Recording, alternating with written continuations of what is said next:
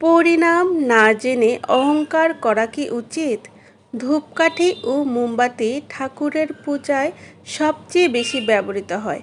একদিন এক মন্দিরে মোমবাতি হঠাৎ ধূপকাঠিকে বলতে লাগলো, হে ধূপ, তুমি তো শুধু সুগন্ধ ছড়াও, কিন্তু আমি নিজের আলোতে এই মন্দিরকে প্রকাশিত করি। আমাকে ছাড়া তোমার কোনো অস্তিত্বই থাকতে পারে না, তাই আমি তোমার থেকে অনেক মূল্যবান।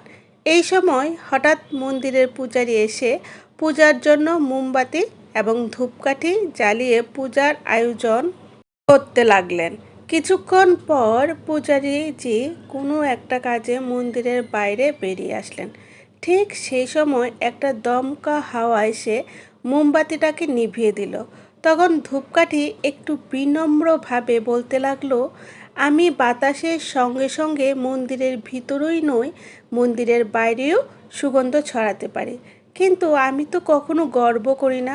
তাহলে তুমি কেন নিজেকে নিয়ে গর্ব করো? দেখলে তো তার পরিণাম। আশা এমন হওয়া দরকার যা গন্তব্যে নিয়ে যায়। গন্তব্য এমন হওয়া দরকার যা জীবনে বাঁচা শিখিয়ে দেয়। জীবন এমন হওয়া দরকার যা সম্পর্ককে কদর করতে শিখিয়ে দেয়।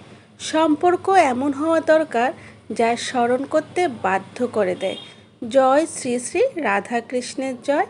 হরে কৃষ্ণ হরে কৃষ্ণ কৃষ্ণ কৃষ্ণ হরে হরে, হরে রাম রাম রাম হরে হরে। ঠাকুরের নিত্য নতুন কথা শুনতে ভক্তি কথা চ্যানেলটাকে অবশ্যই সাবস্ক্রাইব করে রেখো।